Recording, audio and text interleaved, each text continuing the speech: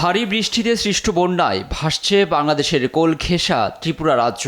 কখনো ভারী কখনো মাঝারি বর্ষণে দক্ষিণ ত্রিপুরা ও গোমতী জেলার পরিস্থিতি নাজুক। পাল্লা দিয়ে বাড়ছে রাজ্যের 4 নদীর পানি।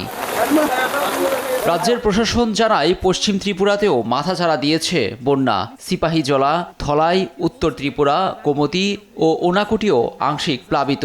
সময়ের ব্যবধানে পরিস্থিতি অবনতিতে দ্বিতীয় সর্বোচ্চ কমলা সতর্কতা জারি করেছে ভারতের আবহাওয়া দপ্তর। এই সতর্কতার অর্থ নদ নদী ও নিচু এলাকা প্লাবিত এবং অনেক ক্ষয়ক্ষতি হয়েছে। সরিয়ে নেওয়া হয়েছে কয়েক হাজার মানুষকে। এই দুর্যোগে প্রাণ হারিয়েছেন বেশ কয়েকজন। 3-4 घंटे बहुत ज़्यादा तेज बारिश हुई है और डिस्ट्रिक्ट वेस्ट त्रिपुरा के अंदर तीनों सब डिवीज़न अफेक्टेड हैं। हमारा जो मेन रिवर है अगरतला का हावड़ा रिवर वो पूरा तरीके से भर गया है। ন্যাশনাল হাইওয়ে একদম ব্লক, জলে আটকে আছে। এরকম তো আমরা এতদিন চাকরি করছি, কোনোদিন এরকম দেখিনি। আজকে জলের যে স্পিড, তো আটকে আছি। চেষ্টা করছিলাম একটু যেতে, একটু গিয়ে আবার ফিরে এসেছি। বাগাফায় একদিনে 375.8 মিলিমিটার, বেলোনিয়ায় 324.4 মিলিমিটার এবং অমরপুরে 307.14 মিলিমিটার বৃষ্টিপাত রেকর্ড করা হয়েছে।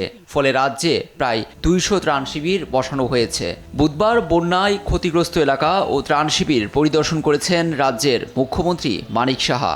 এরকম বৃষ্টিটা কখনো ত্রিপুরাতে আমার জানা মতে হয়নি।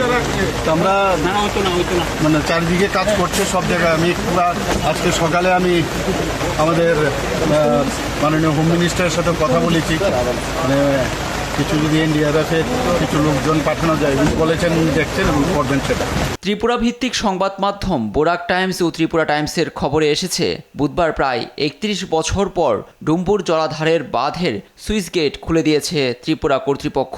সবশেষ 1993 সালে এই বাঁধের গেট খোলা হয়েছিল, আর সেই কারণেই পানি ঢুকে তলিয়ে গেছে বাংলাদেশের বিস্তীর্ণ এলাকা। এতে চরম বিপদে বাংলাদেশের বহু মানুষ। লুৎফর কবির, নিউজ ডেস্ক, দেশ টিভি।